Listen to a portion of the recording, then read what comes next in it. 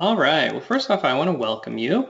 This webinar is a production of the Washington School Counselors Association, and we are the WSCA RAMP Cohort Committee. Our goal is to increase the number of recognized ASCA model programs in the state of Washington, and this is one of a number of videos.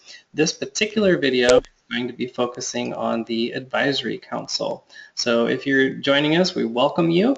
Whether you're interested in applying for RAMP in October 2016 or down the road, or just trying to improve and build a great ASCA National Model Program, we welcome you.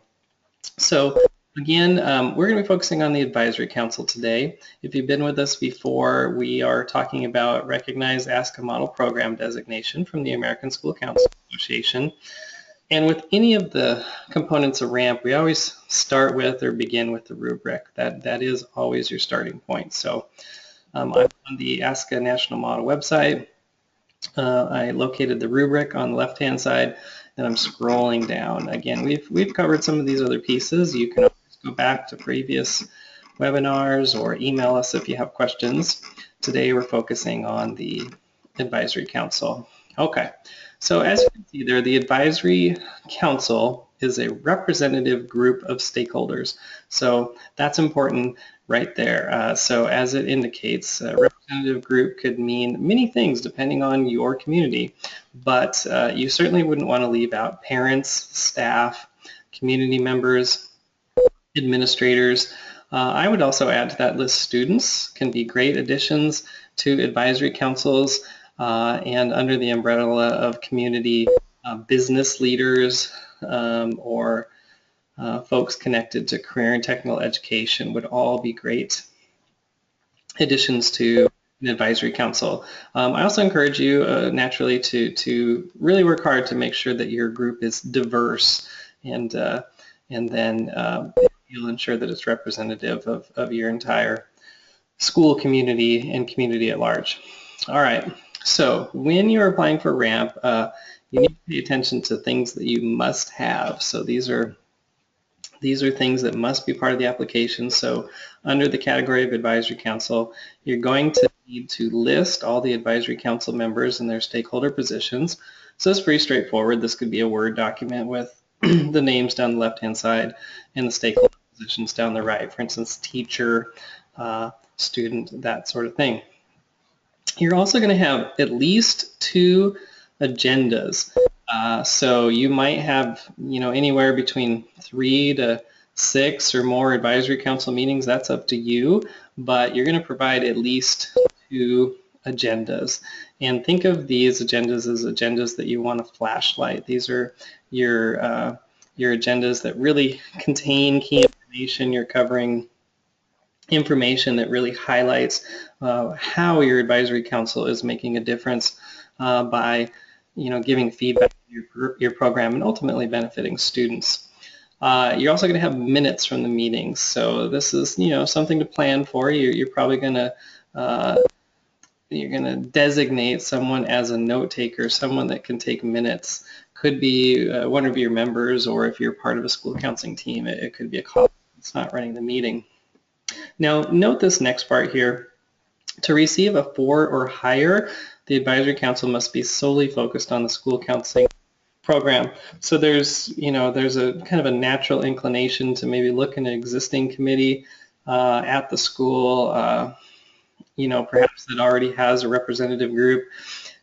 In order to move forward with RAMP, ultimately, we want our own separate advisory council. It just focuses on the school counseling program. So you might be tempted to jump on board with an existing committee, but that's going to lose you points right away, and it's not the best practice. So I advise you to, from the very beginning, steer away from that.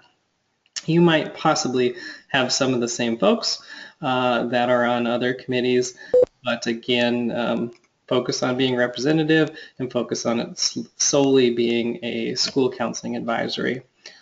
All right, next. So we're always going for a 5, right? We always want to go for the exemplary. And we've already talked about the representative group. This is important. Number 2, you're going to have highly detailed evidence that the school counselor has presented the school's data and the school counseling program goals and activities. So for instance, my high school right now, we're working really hard to collect our data. We're nearly done. We'll be setting our goals, and then shortly after that, we'll have our first advisory council meeting for the school year.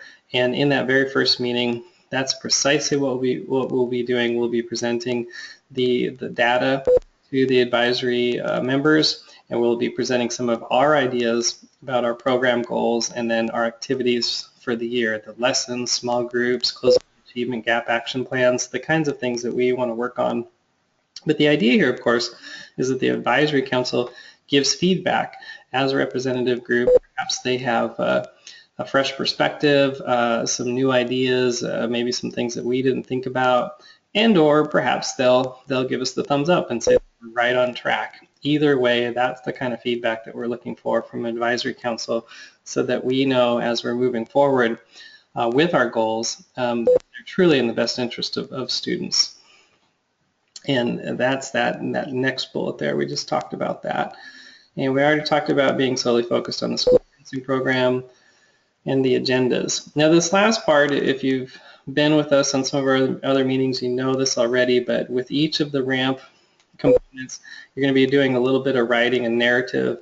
And in that narrative, you're going to be talking about how the advisory council was developed. So you'll talk about perhaps how you selected your representative group, why you chose particular members, and then what the advisory council provided for you in terms of benefiting students through the full implementation of a comprehensive school counseling program. So, and how they guided you and moved you forward. So that's really the idea. So let me give you a couple examples of things that we've done at my high school.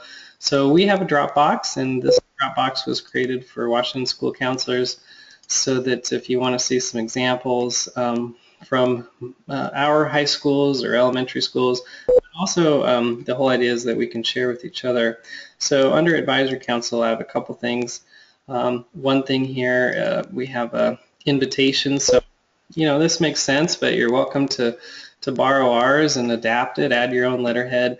But we had an invitation that went out that described the advisory council, the purpose of it, the dates that we are planning on, and then what our goal is, what we're expecting from an advisory council member, and then lastly, just asking them to RSVP, can you join us? So that was our invitation.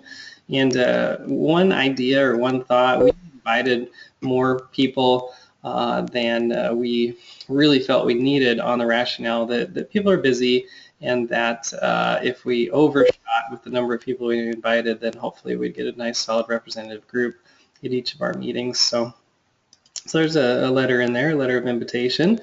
What else is in there? We have our first agenda in there. You're welcome to take a look at that. You can see that for meeting one, we did some fun, some warm-ups, some introductions. We went over the ASCA national model, just a real brief presentation to kind of let them know what we're trying to accomplish through the ASCA national model, to give them some background for that. And then, key is we did present our high school's data and allowed them time to discuss and present their own ideas. Next, we presented some of our program goals and planned activities. So you can see this lines up directly with the rubric. We want to know question. We presented our goals, our student data, and got feedback from the group. So that's right there in the agenda, and it'll be right there in the notes as well. Also, there's some other things in here, just simple things, a sign-in sheet, so then again, who was at every meeting. We got email addresses so that folks were easy to communicate with. And although I don't have it in the Dropbox right now, we did also do a PowerPoint where that's where we introduced the ASCA national model through some PowerPoint slides. We had our school data through some slides and the goals, and then we used the PowerPoint to structure some of our discussion and feedback that we got from the group. And then you can also see that we did true colors with the group, just kind of some fun, giving them a little insight into the kinds of things that we might be doing with students in terms of lessons and applying the ASCA mindsets and behaviors. That's really it. That is the advisory council. And I'll let you know just from personal experience, our advisory council last year was great. The community support that we got was invaluable in terms of advocacy.